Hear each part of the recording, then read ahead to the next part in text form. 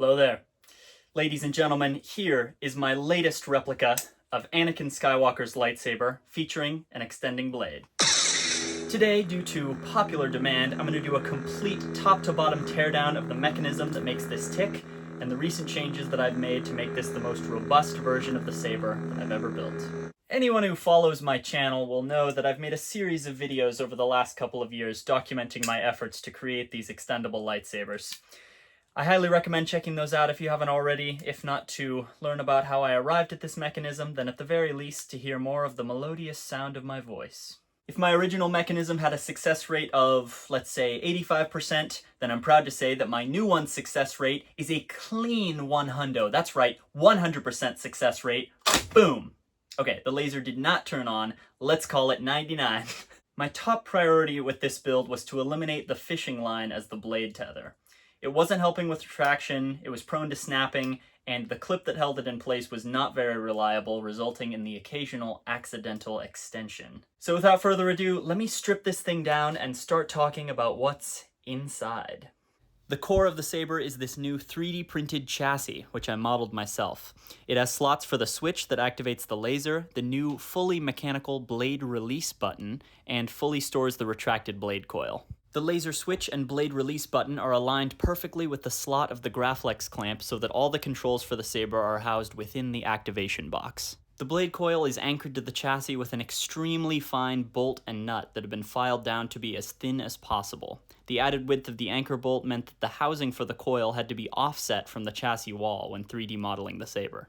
The focusing eye of the laser is also stored inside the chassis, meaning that the chassis, laser, and blade coil function totally independently from the architecture of the saber itself. You could use this mechanism for almost any other saber design, as long as it doesn't have a thin neck, or crossguards. In my new mechanism, instead of fishing line, the coil is held in place with this tiny release clip.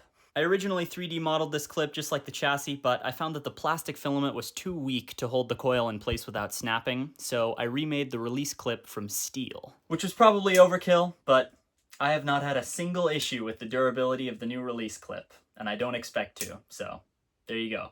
When the clip is set, the block in the middle slides through the plastic loop at the end of the blade coil. When it's depressed, the blade is released to spring up through the chassis and an open space is exposed simultaneously for the beam of the laser to illuminate the blade.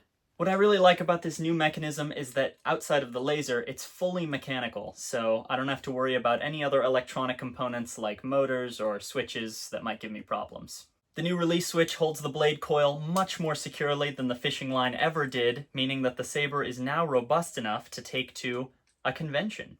Which is exactly what I did. I brought this saber to Rose City Comic-Con a few days ago to meet Anakin Skywalker himself, Hayden Christensen, which was an absolute honor, and getting to show him both of the lightsabers that I've been working on for all this time felt like a very natural culmination of all my efforts. Now, it's no secret that I've been somewhat cynical towards Disney and the reveal of their patented extendable blade lightsaber.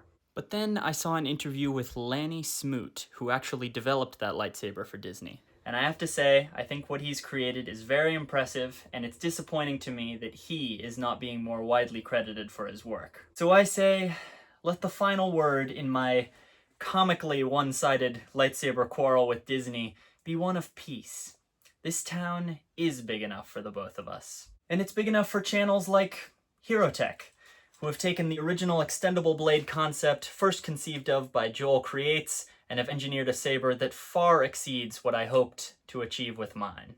When I first started this project, it was because I saw a way to create something that had been patented and gatekept by Disney, and to see if that could be made in a way that was more accessible to the average fan. And also because with Disney's method, making thin neck sabers is impossible. But I've reached a point now where creators like Herotech are bringing out models that render all of my work obsolete. And that's something to celebrate, because as long as they are in the hands of fans and not being gatekept by corporations like Disney, that's all I care about.